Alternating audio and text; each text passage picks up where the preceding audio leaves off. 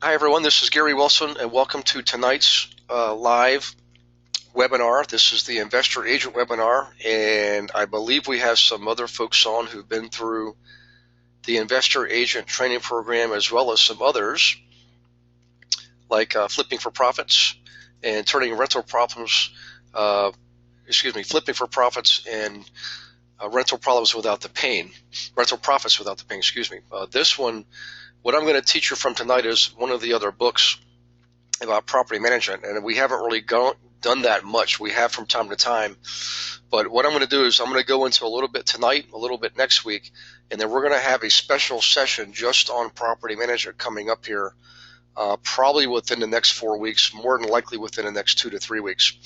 And for those of you who have a strong interest in that going forward, you think that's going to be part of your future business model, you'll definitely want to tap into that. It'll be a separate session, separate from the weekly webinars.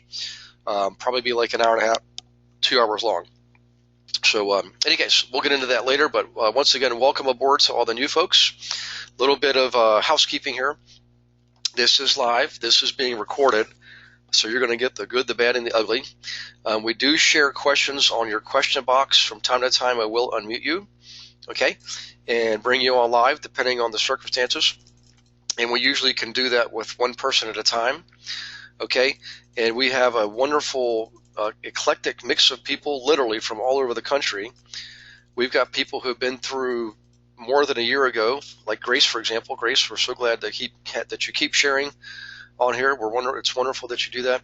And we have, hey, Alyssa from Whittier, California. How you doing? Welcome aboard. And a lot of newer folks, really from New Jersey, New York, Connecticut, Rhode Island, Wisconsin, Illinois, Indiana. I'm trying to think where else I've been. I've been so many places. But in any case, welcome aboard. Coming up here, I'm wrapping up my week in the New York and northern New Jersey region. This Friday will be the last day here. I've been up here for this will be a total of 6 weeks in this region, actually. Coming up, I will be heading, next week will be a very light week. I'm actually traveling to Kentucky to speak at one of our investor agents' monthly workshops. His name's Daniel David. He's been doing this for greater than a year, and he does the workshop. He now has 140 people in his group, and I'm going to speak to his group next Wednesday, a week from tomorrow night, and I'll be teaching in Louisville that day, and then the remainder of the week after travel, I'm going to my parents, and I'm driving my mother down there her 60th high school reunion on the weekend of the 23rd through 26th. That week after that, I will be in North Carolina.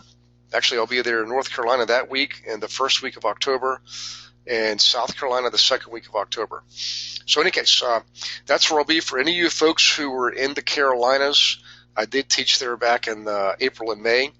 So if you'd like me to stop in and visit one of your workshops, like I'm doing for Daniel, I'll be glad to do it. Just let me know. Or if you'd like to meet for dinner, obviously let me know that too. So in any case, welcome aboard, everybody. Let's go ahead and get started here. I'm going to check real quick your question box just to make sure we don't have anything open. Oh, good. The lines did disappear. Hallelujah. How about that? Okay. So Andrew is asking, the opportunity evaluator seems to have no pre-populated formulas. Do we need to add the formulas, or am I just missing them? Actually, they do. So Andrew, I'm not sure. Yeah, all of the cells are there. By the way, the coding is encrypted on the opportunity evaluator. And for those of you who don't know what that is, if you haven't gotten your second module yet, it's the Excel spreadsheet we use to analyze rental properties. And the formulas in there, all the cells are encrypted, so we can't even change them. So Andrew, if you should have the Microsoft Excel version of that, an actual live real-time version, where you can type in on the left-hand side, for example, all of your expenses, and then at the very top on the right, you can key in your purchase information, followed by your mortgage information, and the block below that, and the block below that is all your rents. So if you're not able to do that, please email Beverly or me right away. I'm not sure why, because it's same one we've had for years, and it's been working all along. So in any case, keep us informed on that, Andrew, if you wouldn't mind. Okay, let's get into the subject tonight, guys. And again, always remember this, particularly the new folks. Every one of these is recorded, and not only is it recorded, it's housed on your member section of the website, cataloged by subject type, so you can go in there and literally download all the recordings onto your hard drive and keep them forever. Okay, so you want to go back. I suggest you go over through them, pick out the ones you really want to focus in on, and do that. We have a lot of students who do that on a regular basis. Okay, anyways, back to the class tonight. Tonight we're going to talk about just one piece of managing your own properties. Okay, and the reason we do it this way is we assume at some point many of you are going to want to launch property management. Okay, and just like anything else in life, you generally don't want to go out there and launch something from scratch without having some experience. So the first thing we have you do is just manage a handful of properties, whether they're your own or one of your clients. You want to start small. Always start small. Always learn small. Okay, because if you're going to miss things and have some missteps, you want to do it on a small scale. And then once you're smooth operating, you've got your systems down, then you can expand and open up to the public. And there's a lot more to that. We'll get to that in a little bit. Okay, but initially, at least in every state where I've looked, which is just about every state and every province. And it's a little bit different in Canada, okay? Let's talk about the states first. In the states, typically any person can manage properties for one other person, even without a license, as long as it's only one other person you're serving. Okay, as soon as you start to serve two or more people in the field of property management, you then have to have a license. Now, if you have only an agent's license, then you have to have your license, obviously, with a broker. That's true no matter what anyways. In most states and provinces, you have to have your agent license hung in a broker's office. The other option is that you're a broker yourself, and then you can obviously manage properties, okay? In any case, a lot more to that. So let's assume right now you're starting to get some sales coming in. Some of those are from landlords, and they start asking you, can you manage your properties? You can say yes to one of them without having to go through a bunch of red tape, and you should be okay. Now, you always want to keep your broker informed of what you're doing, okay? They're managing properties for one person is not a big deal. It's not an issue. But again, as soon as you manage for two or more, all of a sudden you have a different status in the eyes of the state, and they're going to deem you to be a professional and you're a service provider. You're basically a dealer status, and you have to have E&O insurance, errors and omissions insurance, that will properly cover you and your broker and your client. Okay. So in any case, I've run across people. As a matter of fact, it happened this week. Somebody said he was managing a handful of properties for a handful of people. And I gave him a little bit of guidance kind of off to the side, and I said, you really got to be careful. I'm not trying to tell you what to do and not what to do. I'm just want to tell you that right now you're outside the sphere of what's considered reasonable and also where you have protection. And he just simply wasn't aware of it. So in any case, let's assume you're starting small. You've got your own properties, or you're managing for one other person, okay? We're going to go over this section here, section 2, okay? That's going to talk about getting started, the process. Screening is one of the most critical process. Matter of fact, it's probably the most critical process in property management is screening. Marketing and advertising, how do you attract good prospective tenants without having to spend a lot of money? We're going to talk about Section 8, seems to be a pretty hot topic almost everywhere I go. And then also charitable organizations, a little bit separate subject from Section 8. Section 8 is basically a section of the housing code from Housing and Urban Development that was established through legislature, through the House of Representatives and the Senate. Okay, legislature creates these things. This is called Section 8. And Section 8 refers to the tenants, not the properties. Okay, so we'll get into that here in a little bit. And then we're going to stop at that. Next week, we'll get into a little bit more nitty-gritty detail. Okay, the lease, deposits, protected classes, pet smokers, so forth and so on. So we're going to break it up into two major chunks. Okay, and for those of you who have a really strong interest, there's a section called Life in the Trenches, which is real life stories. And I strongly encourage you to read that before you jump into property management in a big way. In fact, everybody, all of you have access to that book anyways for free. You don't have to pay for it. Again, it's called Turning Rental Problems into Real Estate Profits. We'll make sure you guys get the book. How about that? Instead of you having to ask for it, we'll just send it out. And then some of you last week said you do have a strong interest in this subject. I can't remember who that was, but you need to let me know through an email. And what we'll do is maybe when we do the webinar just on the subject, it'll be separate from these weekly ones. We'll bring you in and maybe make you live on that. So, in any case, let's jump into it. Let me check real quick one more time here. I think we're caught up. So hang on to your hats. I'm going to reduce my panel and go down to page 7. So hang on. Let's see. I believe it's page 7. We're getting close. And here we are. Okay, getting started managing your own rentals. In your case, could be managing for a few other people. All right, first and foremost, just like in sales, in brokerage for sales, you have to feel, think, speak, and act like a business person. Okay, and in any business, what that means is you're going to have systems. Okay, so I want you to start writing some things down here. Some of the systems you're going to have are accounting, number 1, bookkeeping, number 2. All right, and I wish they could all be alphabetical like this, but they're not.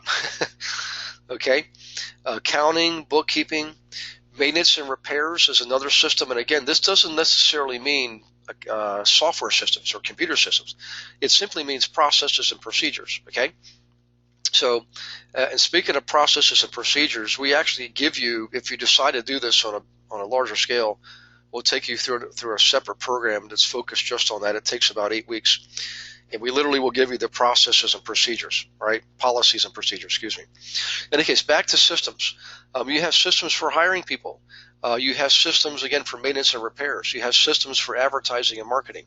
You have systems for screening. You have systems for evictions. You have systems for turnovers.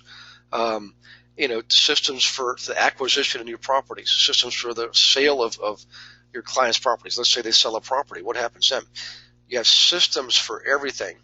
And when you want to establish those systems is when you're operating on a small scale.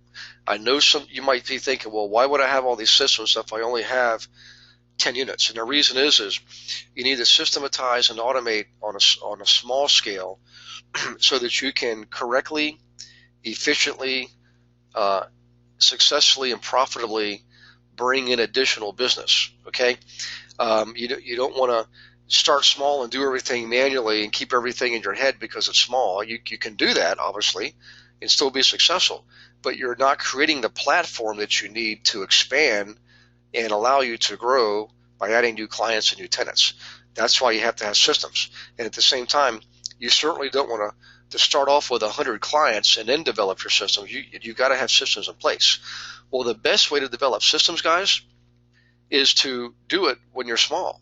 Do it with your 10 clients, or excuse me, your 10 renters. Okay, 1 client, 10 renters. So I rattled off all those systems pretty rapid fire, but just remember accounting, bookkeeping, marketing and advertising, okay, maintenance and repairs, hiring and firing, okay, client acquisition, adding properties, okay, releasing properties when clients sell properties. All right, and those are really the main ones there. So, in any case, just write those down. So, in any case, let's move forward here. I will tell you this, by the way, the systems that you have for 100 units may not work well for having a 1,000 units. Okay, now that's going to throw some of you for a loop because you're going to be wondering, okay, well, I've already built these systems. Why do I have to change them when I go to a much larger client base? And it's just one of those things you just have to experience. But trust me, I'll give you an example. There's a system called PropertyWare that we really highly recommend. We've used it. It works great. It's like right now it's like the Cadillac of all property management systems that are out there. In the beginning, though, you don't necessarily need Propertyware. You do need something like QuickBooks, for example. Okay, you need QuickBooks to keep track of debits and credits, basically income and expenses for you and your clients. Well, you can do that with QuickBooks. QuickBooks is very well designed.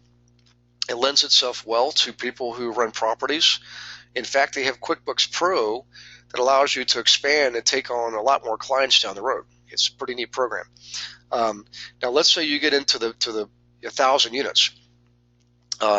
Sometime before that, you want to look at the system called Propertyware. Okay, it's an excellent property management system. Maybe once you get past 100 units, you start looking at Propertyware. All right, you can look at it beforehand, but it may be cost prohibitive. You might not have the ends to justify the means. But in any case, just beware that there are thresholds in growth that they're like glass ceilings that you're going to have to kind of crash through. One of those ceilings is around 100 to 150 units. Another level is somewhere between 400 and 500 units, and then again at 1,000 units. Okay. Now, once you're past 1,000 units, you're up and running. You're rocking and rolling, and you're probably good all the way till you get 10,000 units if you ever do get there, right? And believe it or not, we actually have people who already have over 1,000 units. So just be informed. This is not only possible, it's very likely, because you're in the business of serving investors, and then just know that they're going to grow, and not all of them, but they're going to grow, and you're going to grow with them. Okay. So in any case, systems vitally important. All right. So let's talk about one of the processes. This is the process of acquiring properties in your portfolio of ones that you're managing. Okay. The area that you operate in is absolutely critical. And what I want you to do is I want you to, whenever you have a moment, if you haven't done it for a while, go back to Module 1 of the Investor Agent Training Program, or if you've done the flipping program or the program on buying rentals, the front end is the same for all three. We just kind of customize it a little bit. You want to go over that front end again, because it helps you determine the best types of properties in the best neighborhoods in the best areas. So when you do that, okay, and you're working with your clients, you're going to know that you or your client are acquiring the best properties in the best areas. Again, not the most expensive, not the cheapest, but the ones that are predetermined to turn the best profit for you and your clients. Okay. Well, those would be the ones you're going to manage. So when you start to expand and you're looking to take on additional clients, you use that information to help you attract people from those same areas. They might not be brokerage clients of yours at the moment. In other words, they haven't used you to buy and sell properties, but they can certainly use you for property management, which leads me to one of the big key benefits of doing this. And I want you to please write this down. Let's take a quick pause here. Everybody, please get your pens or pencils, okay? And write this down. Starting property management is not just about earning additional income, fee income, through the process of leverage. It absolutely is a critical piece of it. I mean, don't get me wrong. We're in this for profit. Okay, we're not doing this to be a nonprofit. We're doing this for profit. So yes, absolutely, you're looking to generate additional streams of income, but one of those should be property management. But one of the other points of leverage is this, guys. It is the fact that when you have property management, you can acquire other clients through the use of property management, through the marketing of your property management. You can acquire clients who simply are introduced to you through the process of you managing their properties, and then all of a sudden they become your sales representative. They become your broker for them buying and selling properties and not just managing properties. So you see what I'm saying here? It's a leverage point within a leverage point. You're compounding your leverage point by a factor of 2. You work with people who buy rentals. You start managing their properties. You start managing properties. You grow big. You expand your operations. You bring on additional clients because you already have property management. Then those clients become your sales clients as a result. It's another form of leverage, exactly going back to the source. Okay. And here's the second part I want you to write down. It's not just the property owners that are a source of leverage for you, but all of those tenants, a certain percentage of them are going to want to eventually buy their own home, and they become your sales clients too. So that's another point of leverage with just in the world of property management, that you started because you started serving landlords, and you started doing that because you got your license and took this program. So I just want to, that's the whole thing I just did there, guys. The purpose is, the intention is to expand your field of vision, all right, expand your horizon. I had this conversation with a student today, and she's just stuck in limiting belief. She, loves the program, wants to take it, but is afraid she won't, she'll miss meetings and things like that. I'm like, well, that's something you got to solve no matter what you do in life. I mean, if you can't wake up and show up, it doesn't matter what you do. You're going to have an issue. That's an internal beast she's got to slay. The point I'm getting to here is this. This makes it easy for you to get up and wake up and show up, because you don't have to do much. You've already got the processes and procedures in place, all right? So in any case, back to full circle here. Area is absolutely critical. I can tell you, if you start managing properties all over the planet, and you're in all different kinds of neighborhoods, A, B, C neighborhoods, and D and E neighborhoods too, if Lord God help you if you are, you're going to find yourself getting stretched too thin. You're better off trying, focusing on the properties that you're comfortable with, that your clients are buying. Typically better, C plus type properties. Okay, and quite frankly, you're going to have an easier time of it. You're not going to have as many headaches. All right, so that's why area is absolutely critical. All right, let's move on here. I think I beat that horse to death. Let's see, what else did I want to? Whoop, we see a little bit of slang there. The editor blurbed this out for me. Thank goodness. Okay. Let's see. When you do operate, let me just go back here just for a second. Okay, hang on one second. When you're growing your business, you obviously want to be more aggressive. And what I would tell you is, oops, I get it. Sorry, I just went too far there.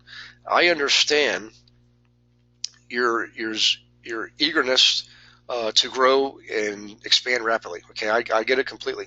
But what I will tell you is, if you start taking on properties that you really don't feel that comfortable with, okay, like in the C minus or worse areas, what will happen is it's going to cut into your profit as a property manager. You will collect your fees, but you're going to spend so much more time managing those properties, because there's more headaches there. There's more maintenance and repairs. There's more evictions. There's a lot more calls. Just people calling for all kinds of various reasons that basically are just nuisance calls. We'll talk about nuisance calls next week, by the way, and how you handle that. But in any case, just be forewarned that if you veer outside your comfort zone and you start dipping down into the C minus or worse properties, either you're going to have to collect a much higher fee, or you're going to have to work a lot harder, or both, actually is the case, to keep your profit level up, because you're going to have to pay more people to go out there, take care of things. All kinds of stuff's going to happen. All right, which leads me to the next piece for tonight, screening. Now, before we get into screening, let me slide the panel back over and see if we have any questions so far. Okay, so far we are in good shape. All right. And by the way, guys, I'm giving you, this is considered an overview. When you get the book, you can read it and spend more time and go into a lot more detail. I just want to cover the highlights and do it in 2 sessions. I'm just going to go over the most critical things tonight, how you get started in the process of screening, for example, and we'll talk about that and why that is absolutely so critical, because screening is what's going to make or break your property management business, okay? All right, so let's talk about screening here. Make sure you have your pens and pencils ready. If I could say there's one thing that will have the biggest impact on your property management business, it's going to be screening. All right. There's a lot to this process, and you can read all the details to see, step by step what you actually should be doing. But I will tell you, as a general rule, if you put a lot of emphasis on the front end of the screening process, the back end and all other related activities are going to go a lot more smoothly. Okay. So, in any case, when you're first screening, okay, and by the way, we're going to get into advertising and marketing here in a little bit. Let's say you've advertised, you've marketed, and you start attracting people. People are calling you, okay? There are some easy things you can do, like use National Tenant Network, NTN, to screen people. They'll give you a full report. It'll basically be credit. It'll be their public record. In other words, if they've been in trouble with the law. It'll be their rental history, where they've lived and how often have they moved, okay? And also if there's any evictions on them, it'll tell you that, okay? So it gives you all kinds of neat stuff. Also, it gives you information. You can use it to validate their employment, by the way. So a great little system. Generally speaking, once you start to grow, you're gonna end up having your own account with one of the screening businesses, and you can reduce your cost of your application fees, of screening dramatically. So when you get an application, you're going to run a report on these folks. You don't just run credit. You run a full-blown report: credit, public history, rental history, so forth. Okay. What I'm getting at is when you get big enough where you can afford to have your own account, it's going to cut your costs dramatically as far as how much you're spending for each credit report. Okay. So instead of you collecting 50 and you're paying out 30, now you can collect 50 and only pay out 10 or 15 per report. Okay. So, in any case, when you get this this report back, you have to look at it thoroughly. Okay. And I will tell you, if you have anybody with evictions on their report, I would not entertain them. I know that seems strict and harsh, but you know what? I'm not going to take a chance. If they got evicted from somewhere else, why am I going to put them in my place and take that chance? It's just, you are in a profit business, and when you start taking risks like that, every time you do that, you're increasing the odds of having some problems down the road, which usually show up in the form of uncollected rents or exorbitant fees to clean up after people and make repairs and so forth and so on.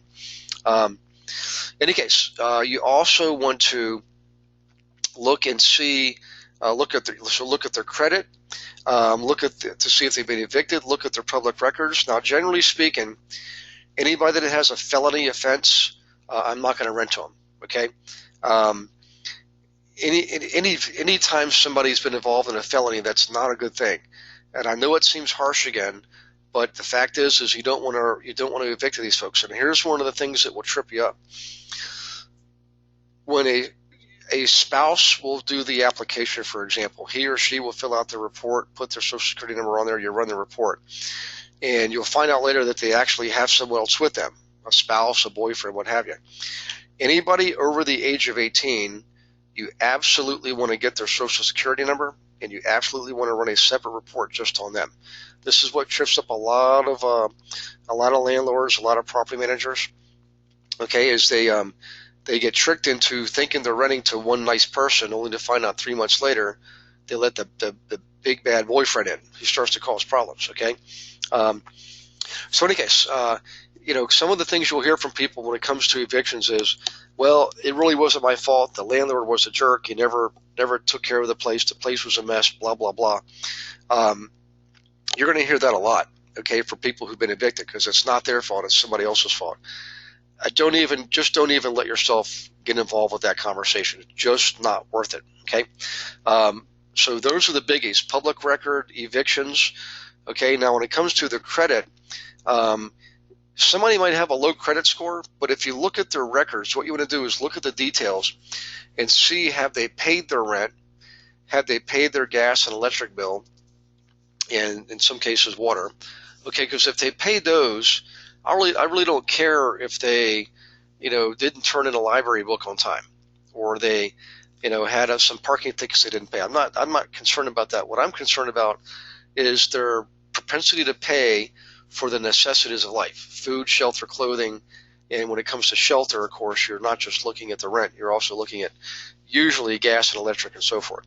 So in any case, let's say their credit rate is passable, but you see on the report that they have habitually not paid their gas or electric, or they've had accounts closed on them. I probably will not rent to them. Okay. And here's why. Let's say they get the electricity shut off or the water shut off or the gas shut off. Let's say gas, and it's in the wintertime. Now they have no heat and your water pipes freeze. You see where I'm going with this? The other thing, too, is the fact that they have been delinquent in the past or have accounts closed. Maybe it's just a matter of time before they realize, I need to hold off on paying my rent, and they're paying their rent late. And then you and your owner are left there holding the bags. So just be careful of their credit report. Sometimes you have to dig deeper and ask further questions. Okay. Let's see. Where they've lived and how long they've lived there. Very, very important. Okay. I like to see tenant histories where people have lived in their place for 3 years or more. Always want to see a minimum of 1 year tenant history. But if they've been tenants for a long, long time, I like to see that they've been living at their places for several years, not just 1 year, because you don't want to keep having to advertise and re-rent this place every year, right? So, in any case, let's say you look on their rental history, what they call their domicile history, where they've lived, and they've been jumping all around, all right? That is a real bad sign. It's a red flag, and you should avoid those people typically at all costs, all right? Now, let me give you one trick that people try to pull on you, all right? Let's say their rental history is not very clear. They're going to give you on their application the current landlord and the prior landlord. What I learned to do is don't just call the current landlord, call the prior landlord too, because you're no longer renting to this person and they may be more candid with you, all right? I've even gone as far as looking at the rental history, seeing where this person's lived over the last several years, and gone back 3 and 4 landlords ago, only to find out that, yep, that person was a disaster and I shouldn't rent to them. The current landlords are maybe trying to paint a rosy picture so that they can get rid of the person and dump that problem in your lap, right? And here's one of the tricks that they do. And here's how you can trip them up on their trick. Let's say they give you a fictitious landlord, which can and will happen from time to time, all right? That's why you want to call these people. You call them up, and if you suspect that it's a fictitious landlord, let's say on the application they put that they were paying $750 in rent. What I'll do is when I'm talking to the landlord who's supposed to be giving me a reference on this guy, I'll say, hey, look, looks like they've been paying $650 per month. And a decent landlord would say, oh, no, wait a second. No, they weren't paying $650, they were paying $750. Well, the fictitious landlord is not going to have a clue what they were paying. They're just going to go along with whatever you say. They're going to say, oh, yeah, $650, they paid it every month, right on time. Well, now you know you just busted your prospective tenant. And not only that, you busted the fictitious landlord. Just be aware that that's one of the tricks people will pull on you to get past the tenant history, okay? The next thing I like to look at is where they've been working. It's not on here per se, but did they have a good work history? They've been working at their current employer for 3 or more years. That's usually a really good sign, okay? Again, minimum 1 year, but 3 years is usually a very good sign. All right, that's screening. Now, before we get into marketing and advertising, let me pull my panel back over and see how we're doing on questions. So far, we're caught up. So for those of you who indicated last week that you want to get more information on property management, is this helping you? Me having this open dialogue and just getting focused on a couple of things like screening, having systems in place, and now we'll get into marketing advertising. We'll do more next week. Okay, don't worry. I just want to make sure that what I'm saying you're taking notes on and it's helping you. You can see more clearly what this really involves, all right? It's good old-fashioned, it's work is what it is. The property management is, I would say it's simple in concept, but it's not easy. I mean, you're going to have to work at it until you get up and running, and then you can start to delegate and hire people to do things for you, okay? Okay, let's see. Okay, so far everybody's saying yes, this is, oh good, we got some people saying they want to dig into this further. So, all right, so let me slide my panel back over. Hang on one second, and I'm going to get down into marketing and advertising. All right, now, first thing I'm going to do is I'm going to focus on marketing and advertising to find tenants, okay? Obviously, in the Investor Agent Training Program, there's a whole section on marketing and advertising that's focused on acquiring people and properties, all right? Marketing and advertising are actually two separate things. I don't want to read all that to you because you're going to read that yourself. All right. But the bottom line is you have to think in terms of who your market is and how can you reach them. Okay. So, again, marketing is more about learning and understanding, your marketplace, your properties, your people, the prospective tenants, things like that. Advertising has to do more to do with your message and your media, what we call the methods. Okay, so we're going to focus a little bit on the message and the media right now, the actual methods of getting your point across and getting attention. One of my most favorite things to do is when I'm looking to acquire new tenants, is to offer a tenant referral program to your existing tenants. And you need to be careful because you want to offer incentive, but you got to tie it to actions. And so what I'm getting at is here, you may have tenants who are good and you might have tenants who you wish were better. You need to be careful who you offer this to. You can't discriminate, okay, but financing or people's financial wherewithal is not a protected class. So in any case, you go to your good tenants, the ones you like, have been there for years, they've been great, and tell them, hey, if you bring in other people just like you, I will give you $50. And it's worth it, because if you were to pay another agent, you would pay a hefty leasing fee, okay, number one. And number two is you don't have as much certainty about who you're getting. But if you're renting to a good set of tenants who you like, they've been there for a while, they're paying their rent on time, they're keeping up with the place, absolutely, birds of a feather flock together. So offer them something. I offer them $50, for example, okay? And you have to tell them that there's rules to the game. But just like anybody else in life, and who wouldn't want to earn a quick $50 just by passing a name along, all right? So in any case, excellent way. And by the way, you don't do this all the time. I mean, you do it all the time, but you don't advertise it all the time. You don't want to burn people out. So what I like to do is usually around Thanksgiving and Christmas, I will offer a tenant referral program, all right? It's a time of year when things kind of slow down. People are looking to fork out a lot of money to buy gifts, and they see they can make a quick $50. You might get some pretty good referrals out of that, right? I always advocate people buying rentals around hospital systems and university systems, which leads me to the next one here. And these are, again, there's a lot of other mainstream techniques you can use to advertise. I'm going to give you some ones that a lot of people just simply aren't thinking of, or they're just simply not using.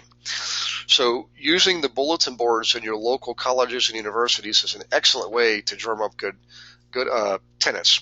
I know some of you are thinking, I wouldn't rent any place to any college student anywhere, anytime. And I hear you.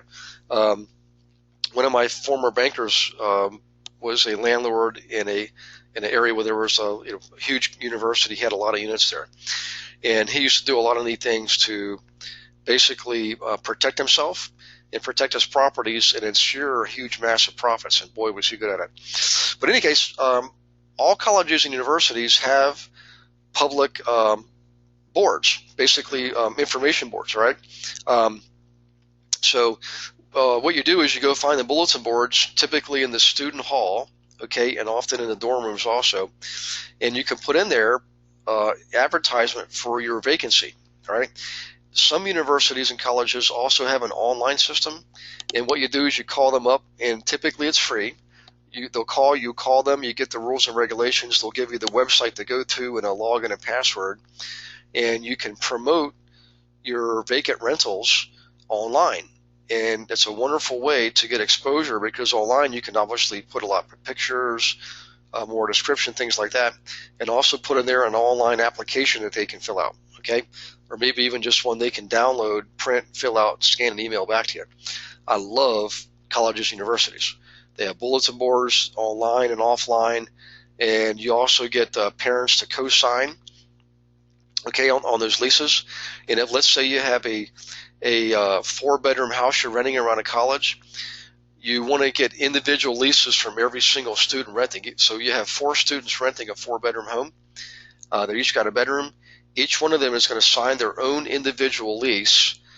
And all of those leases, by the way, are going to be basically joint held. The tenants will be held jointly and severally. So if one guy moves out, one of the roommates moves out, the other roommates have to foot the bill. That's one approach to do it. Or you can just simply do 4 individual leases. I generally don't like that because now you got 4 entities in there, and they're generally not, thinking about cooperating and communicating and coordinating and all that. If you have 4 people who are true roommates because they're friends, now you have a lot more leverage. Yes, you might have some parties, but you can get all the parents to co-sign every single lease, and they're all the students are held severably and jointly should one of the tenants leave. Okay. And again, so enough about colleges and universities. Hospital systems are another great source. They typically the teaching universities where they have medical schools tied to the hospital. You'll have interns, residents. You'll have undergraduates, graduate students. You'll have nurses. Awesome tenant base. Okay. So to always use your colleges and universities. All right, next one, Craigslist. And I know that seems obvious. Everybody's thinking, well, heck, I can use Craigslist any day of the week, and that's true. But a lot of people are not using Craigslist anymore. And I will tell you, one of the big things about Craigslist is it's not being used properly. A lot of agents are just using it Monday through Friday, and they're advertising in the morning rush hour, evening rush hour, during lunch, thinking they're going to get a lot of exposure that way, and you will get some exposure. But the reality is, and we know this statistically, if you advertise on Craigslist on Saturday and Sunday mornings, you get far greater turnout, a far greater response rate, because most everybody's not advertising, oddly enough, at those time frames. I have no idea why, but it's just something we recognize, and we take advantage of it. So if you're ever interested in Craigslist ads, just go on the Craigslist. Pull them up and see what you think. In our training material, I think we give you some examples of Craigslist ads.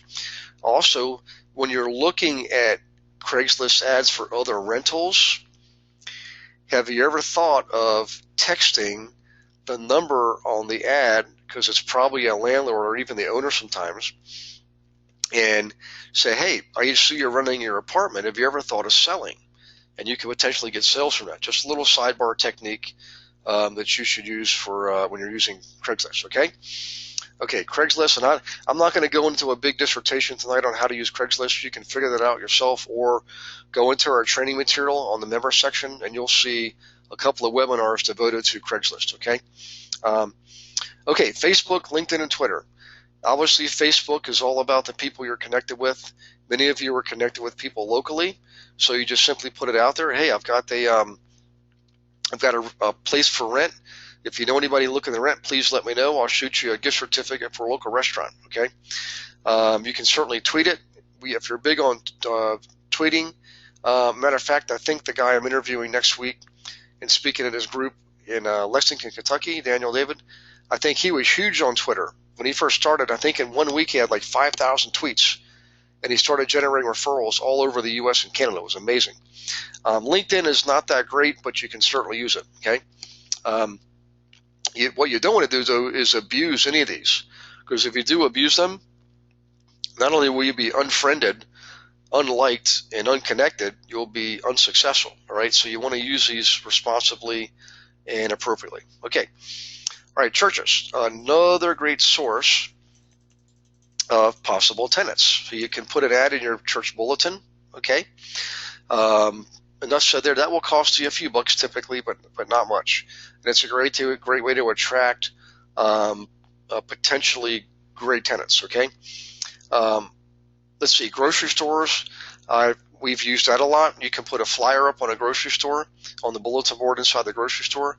And what you do is, if you don't want your flyer being taken down from the first person who sees it, at the bottom, write your phone number in vertically, straight up and down, so you have 20 phone numbers across the bottom, and then you cut up with a pair of scissors up through the phone numbers, and then everybody can take the phone number, tear it off, and then write in there, handwrite the address or your name. You're going to have your phone number automatically, and you can get some good leads that way for possible tenants. And again, it's a great idea.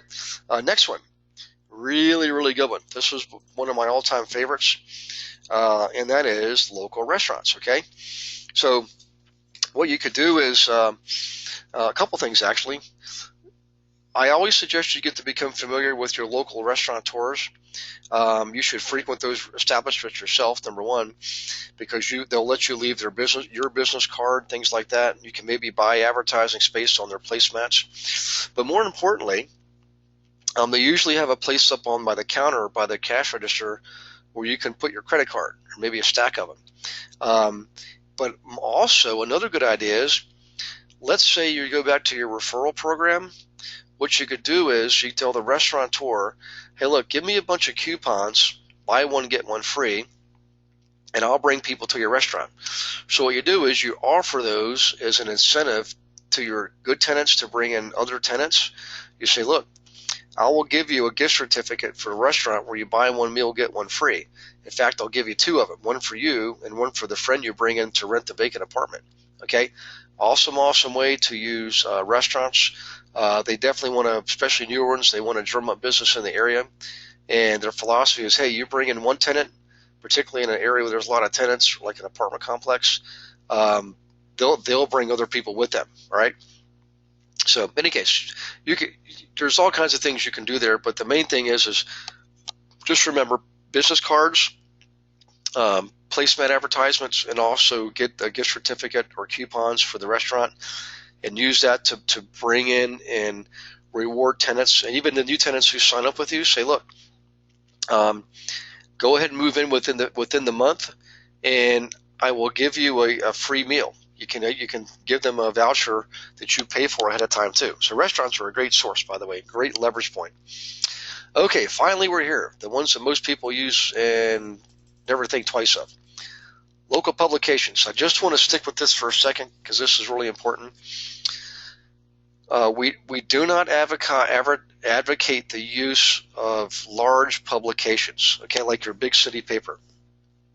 New York Times, Washington Post, Baltimore Sun, you know them all. Every Toronto has it, LA, San Francisco, every town, every city has their own publication.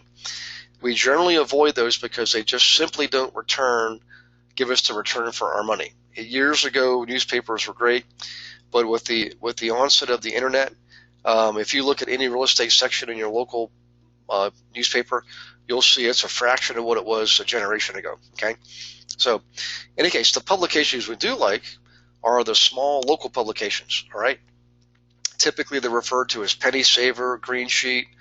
They're local community papers that focus on the community. They'll give you local stories. You'll have local advertisers, and they'll have a section typically on real estate or rentals. And you can put your ads in there, and they're usually very, very inexpensive, way less expensive than the big publications, okay? So for a few dollars, you can actually advertise rentals. Now, let's say you're growing, and let's say you've got a few hundred rentals, okay? One of the things you could do is run a regular ad or a series of regular ads in the paper. So instead of just every week calling in a new ad, they will give you a price discount if you run an ad for a long period of time, like 3 months or 6 months or a year. Now, initially you might be thinking, why would I run an ad for a year when I'll probably rent the place in the first week? What you do is if you have several hundred units or a lot of units of the same type, a lot of 3 bedrooms, a lot of 2 bedrooms, a lot of 1 bedrooms, run an ad for each of those characteristics and just say 1 bedrooms for rent, price range, 600 to 800, something like that, whatever your marketplace is. Okay, and guess what? There are parts of. I'm in Brooklyn right now. In Queens, we study Queens throughout the year 2016. Rents in Queens has gone up a lot, and in the last few months, it's actually almost gone up vertically. It's amazing the increase in rents. Okay, so and again, it's back to this. You can place a regular ad in there to run it for a year or even just 6 months or 9 days for a 3-bedroom. Just keep it a little bit generic, but you want to make it appealing to people. You want to have something in there that what's in it for them, right? So you want to list benefits, not just features, right? Benefits will be, shopping close by, schools close by, universities close by, hospitals close by, things like that. Transportation close by, all right? Feature would be 1 bedroom, 3 bedroom, 2 bathroom, 2nd floor, 3rd floor. keep features to a minimum and focus on benefits. Focus on an emotional appeal. What do people care about? Well, they care about how far do they have to go to get to the grocery store. They care about if they have children, how far do they have to walk to get to school. Okay, they certainly want to know and have a need for a 3-bedroom or a 2-bedroom or a 1-bedroom, but those are features, not benefits. So in any case, back to what I was saying. If you have a bunch of 3 bedrooms, just put an ad in there for 3 bedrooms and run it every single week, and you'll get a reduced rate because you're running it. It's a volume discount. Okay. All right. There's other tricks to the trade here, like putting boxes around your ads. There's whole sections on this in your training material. All right. So in any case, that's advertising. Let's see. Let me go back real quick here before we jump into the next subject. I just want to make sure. Let's go ahead and do this. Let's go ahead and. It's 4 minutes till. Let me bring my panel back over. Let me do a quick pulse check here before we go into another subject, because we're getting close here, and I don't want to dig it into another subject if you guys think this is good for this evening. All right, let me do this. Let me go back to the table of contents and see how we're doing and what we have left for this first section. Marketing average, section 8, charitable. Okay, let's do this. Let's save section 8 and charitable organizations for later. It's a completely separate subject that I want to spend some time on. We're at a good breaking point, but so right now, any of you who've been thinking about this, you have a pretty good starting point. You know that you have to have systems in place. You know what the basic process is of getting started with your systems for marketing and advertising, systems for repairs and maintenance, okay? Systems for screening, systems for marketing and advertising. We already mentioned that, all right? So let me check for questions before we wrap things up for the evening. One more time, let's go back to the beginning. I think we're okay. Let's see. Okay, all right, here's one. Hey Gary, I am advertising, I am managing properties for another person. I have been approached by other people. Is it okay for me to go ahead and start managing those? Well, remember what I said in the beginning. I just want to caution you. The answer technically is no. Okay? You can manage properties for one other person, but as soon as you manage for other people, you absolutely have to let your broker know and make sure that they're on board with it. Their errors and omissions policy has to cover it. That is absolutely critical, because if something goes wrong in property management and you're an agent and you're working for a broker, which most of you are, and someone files a complaint and your errors and omissions policy doesn't cover that, doesn't cover property management, you could be left out on a limb, you and your broker, and boy, are they going to be upset, because this is a big deal, okay? So as soon as you start managing for more than one person, you've got to talk to your broker. Number one, make sure it's okay, and if it's not, find out if it's because of errors and omissions insurance. And if it is, you'll have to set up a separate LLC. We actually can show you how to do that. Separate broker ID, separate tax ID, obviously separate errors and omissions insurance policy. And you can hire any broker to be broker of record. You actually don't have to be the broker. You can own the company and hire someone to be your broker of record. If you look at most KW offices, that's what they're doing. The ownership is not the broker. The broker is a person they hire that serves a certain role. They just have to be broker of record, primarily is what they're doing. So in any case, just keep that in mind. Remember, always disclose when it comes to anything in real estate. So let me check here. Looks like you have okay, where can I find the materials to study this closer? And this is Krista. Hi, Krista. If you could, Krista, I'm going to just shoot an email to Beverly, Beverly at myinvestmentservices.com. Let her know you want the book on turning rental problems into real estate profits. You can read the entire book. It's yours for all of you. Get it for free, that is. I would start there. And then when you're ready to go further, like Krista, if you think you really want to do this, you and I should have a strategy call. So let's go ahead and do that. You can email me, Gary at myinvestmentservices.com. We'll set up a time and we'll have a basic strategy session. and see where we go from there. I'm not gonna try to talk you into or out of anything. I'm gonna give you questions to ask that you need to answer, and that'll help you determine what you do next. Okay, I'll walk you through that process. So if you could do that, that would be wonderful. And that's a great question, by the way. I know a number of you want to do this. That's why we're going over the subject. So, okay, guys, that is what I had for tonight. We will go over Section 8 and charitable organizations. Next week, we'll get into the lease, security deposits, smokers, pets, protected classes, so forth and so on. Okay. In the meantime, I appreciate you being on tonight. I appreciate your participation. We've had a lot of great one-on-ones lately. I've actually had people come to meet me in person. Hans from the I guess Woodbridge, New Jersey. I know it's New Jersey. I think it's Woodbridge. Came to visit me yesterday. Had a great dinner, and he's making great use of the booklet. Meeting Faisal tomorrow from the same office. He's driving up to meet me at the Brooklyn KW office, and we're gonna chat for a bit and get a bite to eat, and then I'll head off and do another webinar. But I like doing that. So if I'm coming to your area and you want to go grab a bite to eat, please let me know, because I'd love to do it. Okay, guys, I hope you have a wonderful rest of the week and weekend, and I will see you next week, which actually happens to be Monday. The next week webinar actually will be on Monday. Okay? All right, you guys take care, and God bless you. Bye-bye.